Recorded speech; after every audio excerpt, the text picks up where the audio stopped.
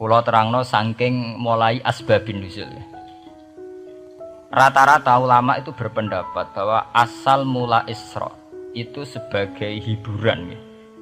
Hiburan dari Tuhan ya, Allah nyukani pelipur larang niku saat Nabi ngalami dua kesusahan ya. Itu periode Mekah itu periode tersulit Nabi karena beliau itu sudah minoritas ya, kaum minoritas kecil, miskin, terus pendukungnya tidak ada. Satu-satunya yang menggaransi, yang menjamin Nabi tidak dibunuh itu karena beliau dilindungi oleh sinten pamanipun, ini sinten Abu Thalib. Dan termasuk lagi secara kasta sosial ekonomi beliau tinggi karena punya istri yang saudagar kaya, ini ku Sayyidah Khadijah. Tapi ternyata orang yang selama ini benar-benar di belakang Nabi, baik secara materi maupun moral, sing entek-entekan berjuang, ternyata wafat. Khadijah Abu Thalib wafat. Terus dikenal tahun itu tahun Amul Husni, tahun kesusahan. Sudah gitu niki sing termasuk ilmiah nggih, ilmiah. Sudah gitu secara ilmiah psikologis kejiwaan Nabi terguncang. Niki rungokno tenan niki ngaji nggih. Terguncang itu karena secara mitos nggih, keyakinane tiyang Arab niku pun kadung kedikte embek keyakinan yang ditanamkan ulama-ulama Yahudi dan Nasrani. Nggih, kula baleni malih nggih. Kafir Mekah itu orang-orang bodoh, orang-orang enggak terpelajar. Mereka itu punya satu mitos, satu keyakinan yang ditanamkan oleh tokoh-tokoh intelektual Yahudi maupun Nasrani. Apa keyakinan itu? Bahwa kenabian itu yang paling mungkin kalau orang itu dari turunan Bani Israel. Orang mungkin Nabi kok ora turunane wong Yahudi utawa wong Nasrani.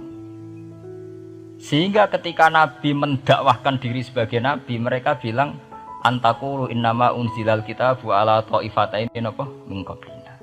Nak jenenge wahyu harus tidak jauh-jauh sangka turunan-turunan Yahudi. Sebab itu banyak cerita di Quran, cerita konsultasine tiyang kafir Mekah nggih pada tokoh-tokoh Yahudi.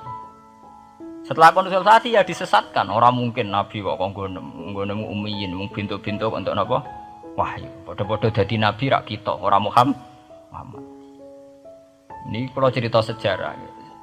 Sehingga saat Nabi ngaku Nabi, niku kayak sudah jadi mitos. Nabi itu tidak boleh jauh-jauh dari Palestina. Karena Nabi Ibrahim orang Palestina, Nabi Isa orang Palestina, Yahya Zakaria juga orang Palestina. Nabi Musa juga orang Palestina. Semuanya itu tidak jauh-jauh dari komunitas Baitul Aqsa. Ini ku masjid Baitul Maqdis atau Baitul Muqaddas. Lah itu wong kafir pinter. Saking kepengen nyudutno Nabi Muhammad itu sampai Nabi mesti ning Palestina. Ya mesti roh cerita-ceritane Nabi ning Palestina. Lah kowe apa tau roh Palestina? Semua kok detail-detail. Nek kowe pancen roh iku pintu masjid ning Palestina Baitul Aqsa jumlahe piro? Terus madhepe ning ndi wae. Jadi bahwa Nabi ngeklaim diri sebagai Nabi yang bisa membaca malakutas samawati, baca alam-alam gaib. Niku dites nek iso tenan saiki aku takok jumlahe pintu Baitul Maqdis piro. Niki peringatan kangge santri-santri bahwa semua Nabi itu di luar dites fisik. Artinya zaman Nabi sholat ning masjid kayak teletong unta terus disiksa Abu Jahal itu hanya ujian-ujian fisik. Tapi di luar itu sebetulnya Nabi juga mengalami ujian-ujian intelektual. Ya kayak cerita-cerita di hadis sahih, Nabi itu sering didatangi orang Yahudi ditanya, "Mat, saya punya 5 pertanyaan. Yang tahu itu hanya Nabi. Kalau kamu bisa jawab ya Nabi, kalau enggak ya tidak Nabi." Termasuk takokane, apa pertama yang dimakan ahli jannah saat masuk surga? Takokane aneh-aneh. Terus kenapa anak itu kok kadang mirip bapaknya, mirip ibunya? Soal takut aneh-aneh. Dan itu berlanjut terus sampai Nabi di periode Madinah. Nah sebab itu Nabi itu secara intelektual itu diasah Tuhan lewat proses Isra. Di mana Nabi saat itu secara fasih bisa menjawab jumlah pintu Masjid Aqsa sekian. Perilaku Nabi Musa begini. Wajahnya Nabi Musa begini, wajahnya Nabi Ibrahim begini. Sampai di hati-hati sahih Nabi bisa menjelaskan detail. Nabi Musa itu rambutnya kayak ini, wajahnya kayak ini, ada mutiwal. Itu detail sekali Nabi. Sebab itu di sini diterangkan oleh Imam Suyuti, peristiwa Isra adalah peristiwa di mana Nabi berjumpa para sinten Nabi. Itu asal usulnya kenapa? Karena sudah kayak menjadi mitos, Nabi itu tidak boleh jauh-jauh dari tradisi Yahudi, tradisi Palestina. Paham? Ben sampean roh asal usulnya. Tapi kemudian asal usul itu sebetulnya hanya sementara, hanya permainan politik.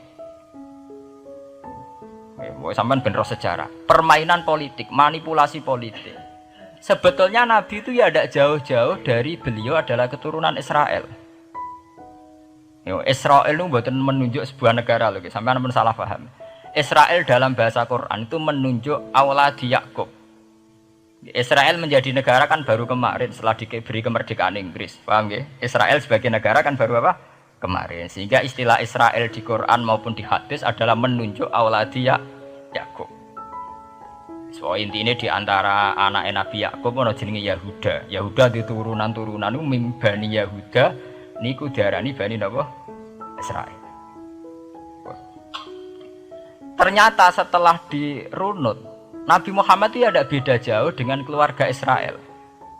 Karena Nabi adalah turunannya Nabi sinten Ibrahim. Okay. Nabi Ibrahim niku gada putra kalih sing gada turunan gini Ishak kalian Ismail. Ismail kalian Nabi Ibrahim disalap teng Mekah.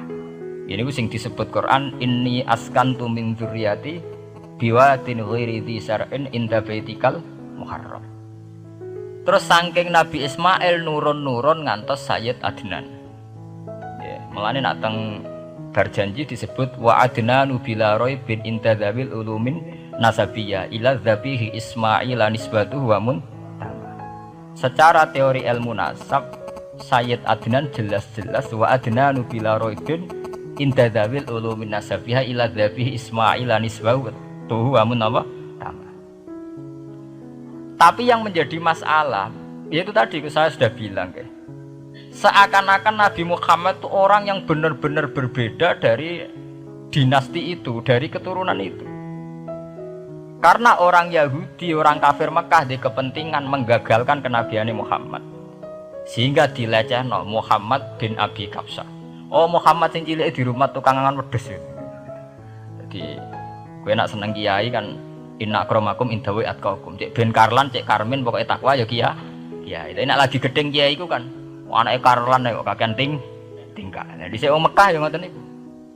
Jadi nak muni Muhammad bin Abdullah bin Abdul Muthalib cek terhormat. Mereka adalah orang-orang bangsawan di seputar Quraisy. Nabi itu kastane Quraisy. Jadi kalau Muhammad bin Abdullah bin Abdul Muthalib cek ketok terhormat. Wong kafir pinter nang istilahna ora Muhammad bin Abdullah. Muhammad bin Abi Kabsah, mereka cilik Nabi tahu dirumat, cara kene ya Karlan yang penjara desa. Mulane Nabi tahu angon wedhus, mereka tahu de bapak angkat sing tukang napa? Wedhus. Lah wong Mekah pinter, dididik wong Yahudi. Kena istilahnya aja Muhammad bin Abdullah bin Abdul Muthalib, iku cek kekerenan, terlalu napa?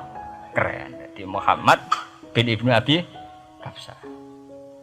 Jadi wong nak seneng Pak Harto kan Soeharto jenderal besar. Nek sing gedeng wong kemusuk kan terus repot ya. Oh, terus nyebut desa asli ini asal nak seneng bupati ya jadi bupati orang nomor 1 di Bojonegoro nak gedeng golekno asal usule sing ngoten mun sunatullah mulai riyen sampai kiamat ya sunatullah ilati qad khalas napa mengkobel walanta jadi sunnatil lain napa tabdila ya akan begitu. Nah sehingga peristiwa Isra itu satu peristiwa rohani ya. Selain peristiwa rohani nanti akan diwajibkan sholat, juga ada peristiwa intelektual, ada pengajaran intelektual bahwa semua nabi itu harus punya tradisi yang sama, punya karakter yang sama. Jika nabi dalam proses Isra itu dipertemukan dengan Nabi Ibrahim, Nabi Musa, nabi-nabi yang lain. Dan diskusi di situ juga ada diskusi-diskusi. Paham ya? Niki penting ya, penting kalau terangaken karena kalau tanpa tradisi yang berkelanjutan ya, sing disebut tenggene thariqah jenenge as-sanad al-mu'tabar, sanad sing mu'tabar utawi nak tenggene pondok-pondok kitab disebut sanad sing muttasil. Ini nanti semua tradisi kenabian akan melenceng. Kalau melenceng itu ngeri. Karena setiap orang mesti ada subjektivitas sendiri, punya versinya sendiri. Sehingga semua nabi harus model istilah politik itu punya platform yang sama, punya karakter yang sama, punya model yang apa? Sama. Nah, sebab itu secara intelektual Nabi Muhammad itu dikenalkan oleh karakter para nabi-nabi dulu. Ngedetail. Satu Quran 30 juz. Andai kan sampai hafal Quran, sampai ngurunut sejarahnya coba. Kita ini kan kadung dibentuk, artinya kita ini ya alhamdulillah sudah kadung kebentuk, tahu sejarah para nabi. Tapi asal usulnya kita tahu lewat kitab yang namanya Al-Quran. Supaya apa? Nabi Muhammad itu dibimbing bahwa Quran atau ajaran beliau benar-benar musaddiqal lima baina yadayhi, benar-benar selaras dengan ajaran sebelumnya.